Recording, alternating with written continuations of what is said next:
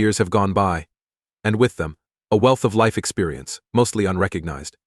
The path to become a police officer was laid out for me in my early academic years. Since joining the Guard in 1994, I have faithfully served my nation. Life has definitely tested me over the past few years. Because of them, I have a deeper respect for humanity and a more well-rounded outlook on life. The time I've spent in war zones, nevertheless, has not been wasted. Things were tough after my previous trip. I couldn't handle them alone. In my time of need, booze has become my drug of choice. Fortunately, I saw the risk I posed and made the difficult decision to confront my addiction directly. Moving through the coding process was a watershed point on my road to recovery. Looking back on this trip with an overwhelming feeling of gratitude has led me to the revelation that I am now working as a detective. In 1998, our love story started. At the time, we were both 42 years old, and we were brought together in unusual ways by fate. It was undeniable love at first sight when the flame flared. Just 2 months after that, we made the bold decision to combine our lives and move in together. My future husband had been through a divorce. She had 2 young children in her care, a girl of 4 and a boy of 5. She was unhappy with her job at the garment factory, where she worked long hours. I felt compelled to assist her in realizing her dreams, since her need for more was palpable. With my help, she was able to land a position with the police department, where she could finally put her life goals into action while also making a positive impact on the world. By the year 2000, we had exchanged vows and legally cemented our love with marriage. It was the best day of our lives, and we will never forget it. At first, my wife and I lived in a service apartment. Our family grew throughout the years. In 2007, we welcomed our much-anticipated son into the world, and in 2011, we welcomed our lovely daughter into the world. We decided to move to a new area when our youngest daughter was born. I had already retired by then. When my family and I moved into my parents' apartment, our eldest son left, and my daughter from a prior marriage lived in another city. We had a kindergartner and a first grader in our family. That is to say, in 2011, immediately following my retirement, the 4 of us lived together. Due to personnel reductions, my wife was also fired for 2 years. Finding a job that would endure was challenging for me. Also back home, things have been getting worse. My mom passed away 7 years ago. My father, who had an affair before my mother died away, brought his new mistress to live with us shortly after she went away. Following an intense argument on this, he decided to leave and cut off all contact.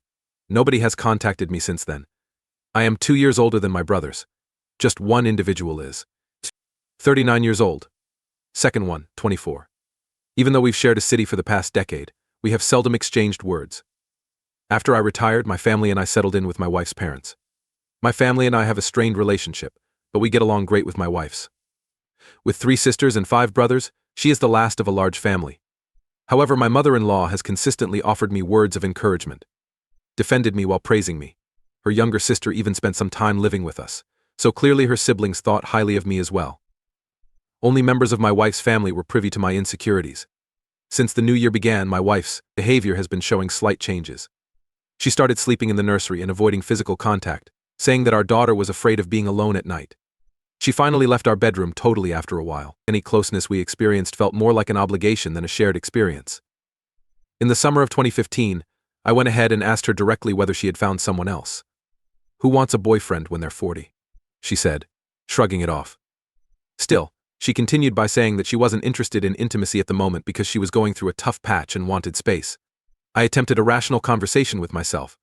Who, if anybody, might she be seeing anyway? She stayed at home all the time, seeing to the children, preparing meals, cleaning, and doing laundry. So I credited her. In January of this year, I took a short leave of absence from work to help my daughter with the kids before an impending institute session.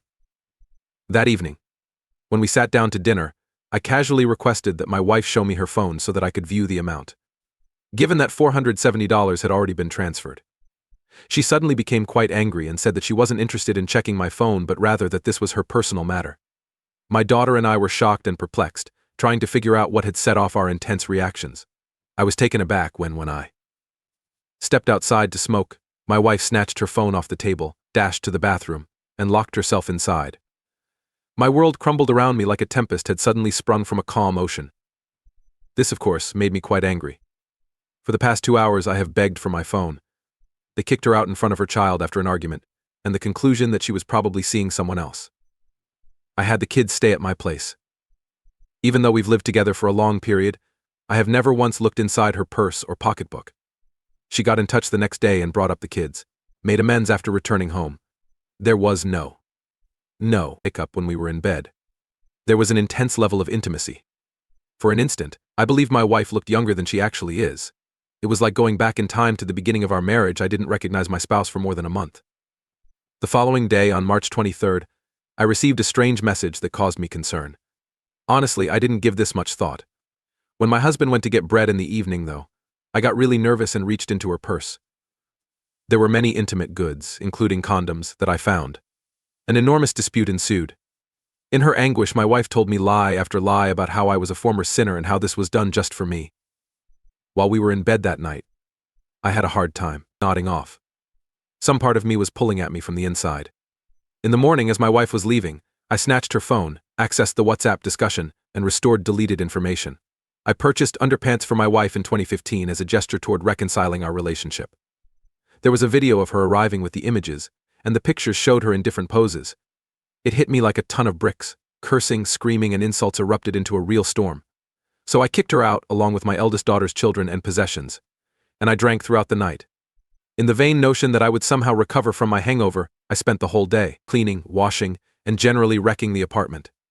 After that, I spent a lot of time looking for advice online on how to handle this situation. At night, my wife came over all by herself to discuss everything. After accusing me of everything and threatening to cut off all contact with the children, she finally admitted that she had become a lesbian, used the opportunity to show her girlfriend. The children, she said, were crying, pleading with her to go home, and loving me deeply. Since I wanted some space to think about what had happened, I politely requested that she bring the kids home with me.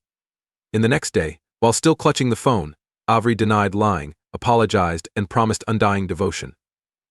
The next day, there were similarly emotional discussions and tears. Spiritual manifestations. Eventually, she confessed that she had been unfaithful to me since January 2015. I still don't know how or what I did to hurt her. It hurt like hell for days after that. She begged for my forgiveness while crying and genuflecting, but Dan's phone stayed attached to her hand. I considered the year 2015. Our growing distance was something I was conscious of, and it made me feel bad. So I tried to bring us closer together. I tried to bring her joy again by buying her toys, flowers, and other gifts with all of our spare change. I felt like I was feeding a bottomless pit with my blind hands. Looking back, I see it was all a cruel joke. Our family's finances took a major hit because of this wasteful spending, but the worst part is that I trusted the man who has deceived me time and time again with all my money. I tried to talk sense into her, recommended seeing a psychologist for her, tried to disseminate items that I had discovered on the internet. She ignored me as she mocked my efforts and made derogatory comments about my age. Since I couldn't think of anything to say, I even confided in other colleagues. My one and only transgression is that every month on payday I become extremely intoxicated, lose my composure, and unleash my pent-up frustrations and wrath. But it is nothing compared to her achievements. In this very moment, the one thing that keeps me rooted in reality is my love for her and the children. But how can you keep loving? Is there a way to keep going when it feels like everything is collapsing around you? For a full 2 years, she said. She lied. For 2 years, I blamed my flaws as a husband and tried to fix them by destroying myself. Meanwhile, she was leading me on and playing me for a fool while mocking my care and dedication. I remind myself that the kids are the most important thing, and I do my best to focus on them. But memories will always be spinning in your head. Looking at her makes me feel like my anger is building up to a boil. Trust as we knew it has been shattered and ruined. Sharing an office and being located in the same city only serves to exacerbate the situation. I am unable to just disappear and locate a safe haven to tend to my injuries. Every day I am confronted with her, forced to confront the reality of her actions and endure the ordeal all over again. Just how do I release? When my entire being writhes in pain, where can I locate the forgiveness that resides inside me? When will I be able to trust someone again? What can I do to keep from going completely bonkers? There is no way out of this endless round of misery. I am trapped.